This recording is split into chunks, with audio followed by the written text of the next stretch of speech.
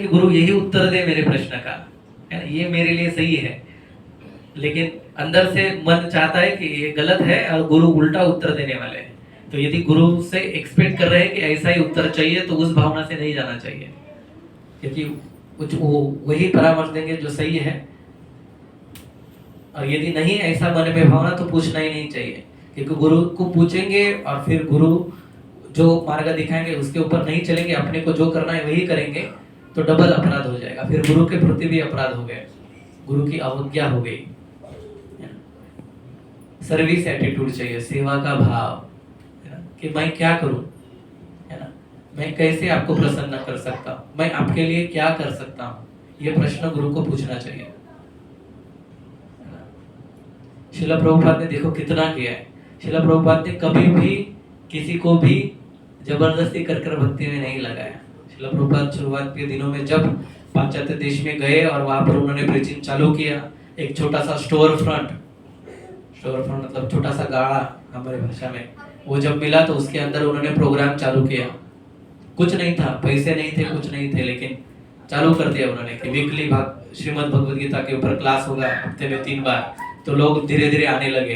तो इवनिंग के समय में जब प्रोग्राम है ना, 6 बजे मानो, तो उसके पहले शिला प्रभुपाद सबके लिए कुकिंग करते थे, खाना बनाना। कोई नहीं है मदद करने के लिए, तो चाहना, रेशन लाना, फिर खाना बनाना, फिर सब लोग आ गए तो सब अरेंजमेंट उधर करना, फिर बैठना, फिर क्लास देना, फिर क्लास देने के बाद सबको खाना परोसना, और सबने खाना खाना, और सब लोग, कोई कल्चर विल्चर नहीं था, खाना खाने के बाद वैसे ही चले जाना। उसके बाद सभी बर्तन घिसना।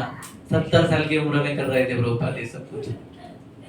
एक दिन भी, है ना, ऐसा कई महीनों तक चला, है ना। फिर एक दिन एक व्यक्ति आकर फिर उनको बोला कि Swami ji can I help you. Prabhupada बोलते please come, I was waiting, है ना, मैं प्रतीक्षा कर रहा था कि किस दिन आके कोई, ताकि मैं बाकी के कार्य कर पाऊं। लेकिन कभी भी उन्होंने तो तुम लोग ये सेवा करो, तुम लोग ये सेवा करो, ऐसा नहीं कहा। अभी हमारे लिए कितना आसान है, देखो, कुछ नहीं करना है, ऑडिटोरियम बना हुआ है, शांति से बैठना है, केवल कथा करना है। बल्कि शिला प्रभुपाद ये सब कुछ किया। जब शुरुआत के समय में पैसे भी नहीं थे प्रसाद देने के लिए, लेकिन फिर भी कुछ ना कुछ देना चाहिए। तो कोई, है ना, कोई आकर कुछ फ्रूट्स देके जाता था, सफरचंद आके लाके देता था। तो प्रभुपाद अभी जब क्लास दे रहे तो अभी गिनते थे कितने लोग हैं, ओके, तो एंड में फिर बराबर उतने ही उसके पार्ट करते थे, स्लाइस, और सबको लेकिन वो देते थे। तो इस कठिन, यहाँ तक कि मतलब लोगों को कल्चर नहीं था, लोग उनके सामने ही कैसे भी बैठते थे, सिगारेट पीते थे, नशा करते थे, नंगे बैठते थे, लेकिन फिर भी शिला प्रभुपाद उनके प्रति कभी ये नहीं रखा।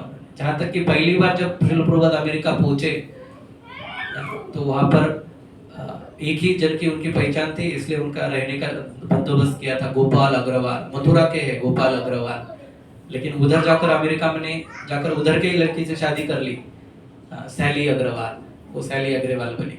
तो उनके घर में उनको रहने के लिए शुरुआत में जगह दी थी, और उनके घर में प्रभुपाद रहे।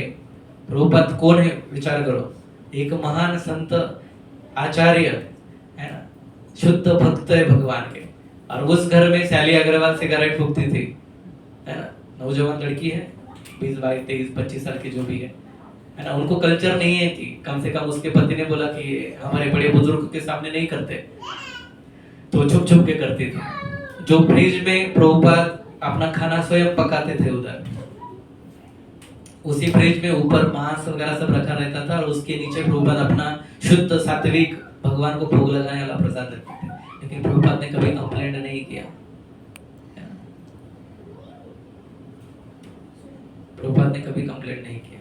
तो सब कुछ प्रभुपाद ने सहन किया। तो सेवा का भाव होना चाहिए, डिवोशन होना चाहिए भगवान के प्रति, श्रद्धा होनी चाहिए गुरु के प्रति। गुरु के प्रति जब पूर्ण रूप से श्रद्धा होगी, शिला प्रभुपाद को अपने गुरु के प्रति पूर्ण श्रद्धा थी। शिला प्रभुपाद बोलते थे कि मैं कभी भी अपने गुरु महाराज से सेपरेट नहीं हुआ, मुझे कभी भी ऐसा नहीं लगा कि मेरे गुरु मेरे साथ नहीं है, मेरे गुरु हमेशा हमारे साथ है। 1922 में पहली बार शिला प्रभुपाद अपने गुरु से मिले, और 1933 में उनकी दीक्षा हुई, ऑलमोस्ट 11 सालों के बाद, 10 सालों के बाद। और 33 में दीक्षा होने के बाद 37 में भक्ति सिद्धांत सरस्वती ठाकुर अपना शरीर छोड़कर चले गए। 1937। लेकिन श्रील प्रभुपाद बोलते हैं कि उसके बाद भी एक भी दिन मेरे जीवन का ऐसा नहीं था जब मैंने ये महसूस नहीं किया कि मेरे गुरु मेरे साथ नहीं है। ट्रूथफुल, सत्य। श्रील प्रभुपाद भी हमेशा सत्य के साथ रहते। तो ये सब श्रील प्रभुपाद स्वयं एक अच्छे गुरु है और स्वयं ही एक अच्छे शिष्य है। तो अच्छे शिष्य का एक क्वालिफिकेशन है या फिर अच्छे गुरु का एक क्वालिफिकेशन है कि वो उत्तम शिष्य होना चाहिए। जब है ना, जो उत्तम शिष्य नहीं है वो उत्तम गुरु नहीं हो सकता है। तो ये अलग अलग क्वालिफिकेशन है डिसाइपल के।